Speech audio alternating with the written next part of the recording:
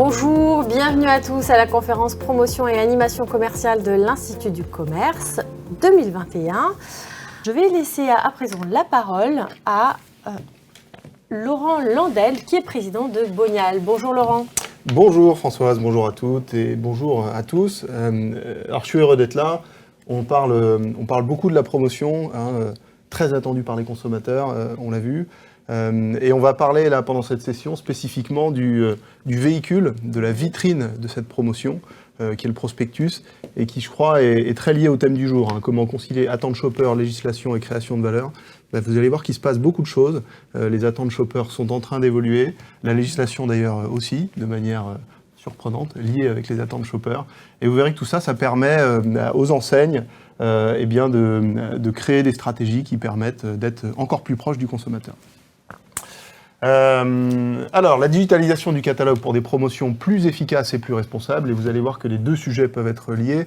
Peut-être un petit rappel, donc Bonial, on est le leader du Drive to Store en Europe.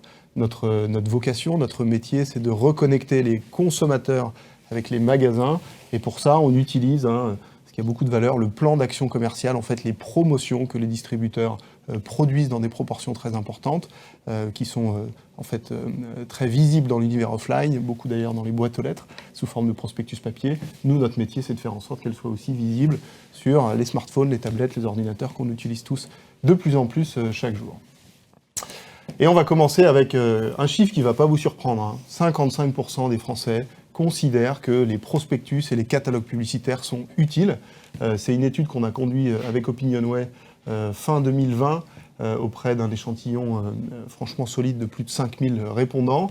On voit qu'il n'y a pas tellement d'ailleurs de différence. C'est vrai pour toutes les tranches d'âge, c'est vrai pour toutes les CSP, ce qui donne raison à cette phrase d'Édouard Leclerc, je crois, les prix bas, les pauvres en ont besoin, les riches en raffolent.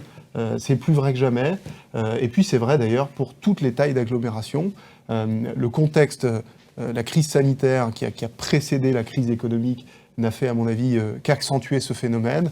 Il faut aussi garder en tête que le salaire médian en France, c'est 1 789 €. Il y a la moitié des Français qui gagnent moins de 1 789 € en ce moment. On a parlé avec toi, Cédric, beaucoup d'une inflation qui va probablement venir. Mais cette inflation, il faut avoir en tête qu'elle est déjà extrêmement présente sur des produits de la vie courante, notamment sur le gaz, plus 8% d'augmentation depuis le début de l'année, l'essence, plus de 16%. Et ça, c'est des dépenses contraintes, finalement. C'est des dépenses auxquelles on ne peut pas renoncer.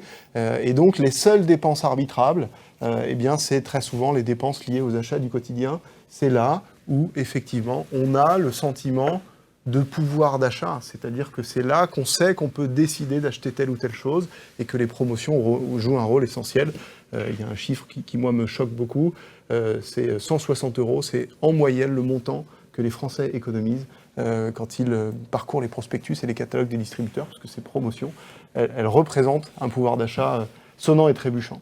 Donc des prospectus qui, bonne nouvelle, sont jugés comme particulièrement utiles par les consommateurs, par une majorité de consommateurs, avec, on le voit, en trame de fond, malgré tout, un phénomène qui est né il y a maintenant quelques dizaines d'années, mais qui s'accélère. 30% des Français ont apposé cet autocollant Stop Pub, donc 30% des Français qui considèrent que finalement, ces communications hebdomadaires dans les boîtes aux lettres, elles sont peut-être utiles, peut-être intéressantes, mais fois 52 semaines, fois peut-être 10 enseignes qui ont envie de me parler toutes les semaines, ça fait un peu beaucoup. On voit d'ailleurs qu'il y a des différences notables entre régions, que je ne suis pas toujours capable d'expliquer. Il y a des surprises. Pourquoi la Bretagne? Pourquoi la région Rhône-Alpes? Alors oui, l'Île-de-France, on pourrait imaginer peut-être une population un peu plus digitalisée, donc qui a pris le pli du smartphone et de la tablette. Mais il n'y a pas là non plus, il n'y a pas une vérité. Il y a probablement plusieurs facteurs d'explication. Je pense que ce qu'il faut noter là, c'est la progression très forte. On a posé exactement cette même question il y a 5 ans. Et il y a 5 ans, on était à 18% de Français qui avaient apposé le Stop Pub. C'est une croissance très forte. Si on fait un fast-forward et qu'on se projette dans 5 ans, il y a fort à parier que le Stop Pub y soit aux alentours des 50%, et que du coup, la boîte aux lettres ne soit plus, en 2025, le principal canal utilisé par les consommateurs pour préparer leurs achats grâce aux offres et aux promotions. Voilà, donc on va dire un éveil assez rapide des consciences chez les Français. Si c'est intéressant toujours de regarder les préoccupations des Français. Là, le baromètre, je crois que c'est OpinionWay Presitra qui disait que le pouvoir d'achat, il y a quelques semaines, le pouvoir d'achat est à nouveau la première préoccupation des Français, mais l'écologie, l'environnement était la deuxième préoccupation des Français l'année dernière. Et c'est monté à une vitesse phénoménale. Et je crois qu'on le voit bien en fait, dans cette slide, une forme de dichotomie entre des Français qui ont besoin de pouvoir d'achat, qui trouvent que les prospectus, c'est drôlement utile pour ça, et en même temps, une forme de retenue, ces prospectus papier, même si on sait que la filière est propre, ils représentent pour certains une forme de gaspillage qu'ils ont probablement un peu du mal à assumer, et j'allais dire à supporter dans leur comportement. Alors, du stop pub au oui pub, il n'y a qu'un pas que certains pays ont déjà franchi. On va reparler des Pays-Bas dans quelques secondes, mais peut-être pour donner un point de contexte, le stop pub, c'est vous, consommateurs, qui faites l'initiative d'aller vous procurer un autocollant pour dire non, je ne souhaite plus recevoir de prospectus. Il y a un projet de loi qui a été voté, qui consiste à inverser la mécanique du stop pub, qui s'appellerait donc désormais le oui pub. Donc cette fois-ci, vous mettez un autocollant non pas pour dire que vous ne voulez plus recevoir, mais au contraire pour dire que vous souhaitez les recevoir. Donc c'est une démarche très différente, c'est l'opt-in par défaut, d'ailleurs qu'on connaît tous très bien sur nos smartphones, nos ordinateurs. On ne peut plus recevoir de publicité sauf à ce qu'on ait donné explicitement notre accord. Donc il y a un projet de loi qui a été voté, attention, qui vise à ce stade à une expérimentation sur 3 ans auprès de 10% maximum de la population, parce qu'on sait très bien qu'une mesure comme celle-ci, elle peut être lourde d'impact pour les gens qui distribuent les prospectus papier, d'abord, ça représente un certain nombre d'emplois, mais aussi pour la grande distribution, dont on sait que le chiffre d'affaires généré par les prospectus est important et nécessaire à l'équilibre du distributeur. Mais voilà, si on fait un peu de projection, ce oui pub, dans les quelques pays qui l'ont mis en place, et c'est le cas notamment dans certaines villes des Pays-Bas, ça a été assez radical. Vous êtes passé quasiment du jour au lendemain d'une distribution boîte aux lettres qui devait être de l'ordre de 80 à 90% à une distribution boîte aux lettres qui n'était plus que de 21%. Vous aviez 21% des ménages qui avaient spécifiquement donné leur accord pour recevoir les prospectus papier. Et quand on pose la question en France, à ces 5000 consommateurs, eh bien, vous avez effectivement 22% des Français qui vous disent qu'ils apposeront cet autocollant oui pub. Alors les marchés sont très difficilement comparables, mais voilà, je pense que c'est une ligne d'horizon qu'il faut avoir en tête. De toute façon, que ce soit par le stop pub qui va continuer à progresser ou par le oui pub qui peut-être se trouverait généralisé, il y a fort à parier que cette boîte aux lettres, elle va rester, on va en reparler, un canal de distribution extrêmement massif de ces promotions, mais qui va probablement devoir se rééquilibrer avec des sources, et on va le voir plus tard, notamment des sources digitales. Parce que vous le voyez, là aussi, les attentes des Français, elles ont considérablement évolué. La majorité des Français souhaitent être informés des prix et des promotions des magasins via le digital. Donc c'est évidemment, quand on regarde la distribution des réponses, le canal boîte aux lettres qui reste privilégié. 44% des Français vous disent qu'ils souhaitent être sollicités par ce biais, mais vous voyez qu'on trouve très rapidement derrière des sources digitales. Tu as parlé, Patrick, de l'emailing, on le voit très bien ici. L'email est un canal particulièrement apprécié, mais aussi des sources digitales comme les applications ou les sites web qui regroupent l'ensemble des promotions ou des prospectus d'une zone. C'est le cas de Bonial et d'autres d'ailleurs. Aussi, et j'allais dire presque surtout, les sites et applications des distributeurs qui, en général, la page sur laquelle Carrefour va mettre ses prospectus, c'est celle qui a le plus de trafic, puisqu'évidemment, les promotions, on sait que c'est un facteur d'attractivité très important. Le SMS, les WhatsApp, on a vu beaucoup d'enseignes se lancer avec succès sur ce canal qui, je trouve, est un bon canal pour maintenir la relation avec le consommateur. Les réseaux sociaux, dans une moindre mesure, mais on les voit monter, comme tu l'as dit aussi, Patrick, très fortement. Et puis 12% de Français qui sont, on va dire, étanches à ces promotions. Mais voilà, des changements qui vont très vite. Si on avait fait cette photo finish il y a 3 ou 4 ans, on n'aurait pas du tout eu ce classement, on aurait eu une boîte aux lettres beaucoup plus haut. Donc on voit bien cette évolution franche et massive des mentalités. Alors, cette évolution des mentalités, elle est évidemment suivie d'effets par les distributeurs, qui, eux, se disent qu'ils ont besoin de communiquer au plus près des consommateurs. Et en fait, on assiste, je crois sincèrement que le prospectus papier ne disparaîtra jamais, pour plein de raisons dont on pourra en parler, peut-être pas ici, mais je crois beaucoup à effectivement une complémentarité, à des gens qui vont préférer le canal digital, et d'ailleurs à beaucoup de gens qui aimeront les deux, et qui aimeront, en fonction des moments, lire un prospectus papier, lire un prospectus digital. On a tous probablement... on utilise tous Kindle pour lire des livres, mais on est content d'acheter un bon bouquin de temps en temps. Ça va être la même chose. Et cette complémentarité entre les médias, elle est existante, elle est avérée. Les annonceurs et les distributeurs l'expérimentent tous les jours. Les distributeurs, ils investissent massivement, enfin pas les distributeurs d'ailleurs, parlons des marques, elles investissent massivement en télé, mais elles investissent aussi et depuis longtemps sur YouTube, parce qu'elles savent qu'il y a une partie des consommateurs qui ne sont plus devant la télé traditionnelle, mais préfèrent regarder la télé ou les émissions en replay quand ils l'ont choisi. Pareil avec la radio qui a trouvé son pendant Deezer ou Spotify. La presse, ça semble une évidence. Aussi l'affichage longue conservation, qu'on connaît bien dans la grande distribution. Ces panneaux qui rappellent l'endroit où se trouve le magasin, ils sont toujours très présents dans les villes, mais ils sont encore plus présents sur Waze, typiquement, qui je trouve est un bon pendant à cet affichage longue conservation.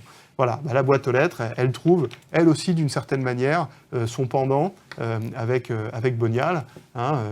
Et là, l'enjeu, c'est de faire en sorte que toutes ces offres, tous ces prospectus qui sont un matériel en fait assez complexe à appréhender, puisque vous le savez, il y a une forme de versionning qui rend l'exercice de réplication de ces promotions en papier vers le digital pas simple. Il faut savoir qu'entre deux hypermarchés qui sont peut-être qu'à 25 ou 30 kilomètres d'écart, vous n'aurez pas forcément le même nombre de pages, pas forcément les mêmes produits, pas toujours d'ailleurs au même prix.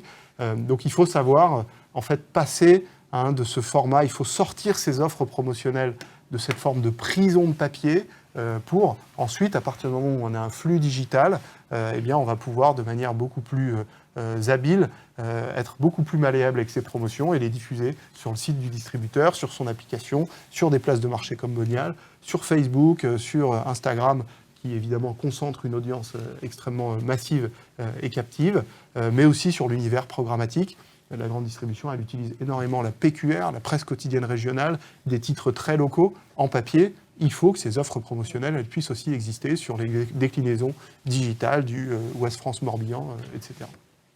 Un enjeu majeur, de mon point de vue, pour les distributeurs. Bonial joue son rôle. Nous, on est vraiment, et c'est un distributeur qui m'a fait plaisir en me disant ça l'autre jour, il m'a dit, mais vous êtes, je pense, la meilleure représentation digitale de cet effet boîte aux lettres. Ce qui fait que la boîte aux lettres, ça marche, c'est pas qu'il y a que le prospectus de Leclerc, c'est que vous avez 7 ou 8 prospectus.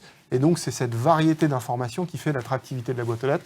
C'est la même chose avec le modèle de Bonial, cette place de marché qui va vous permettre de retrouver l'ensemble des prospectus de la zone, va attirer un trafic massif. C'est évidemment local, et puis l'usage, il est volontairement simple. On est resté beaucoup sur des offres de papier, donc de PDF prêt à feuilleter, parce qu'il y a une partie des consommateurs que ça rassure, ça connecte très bien avec le magasin, ils savent que ce n'est pas une offre Drive ou e-commerce, c'est vraiment l'offre de mon magasin en face de chez moi.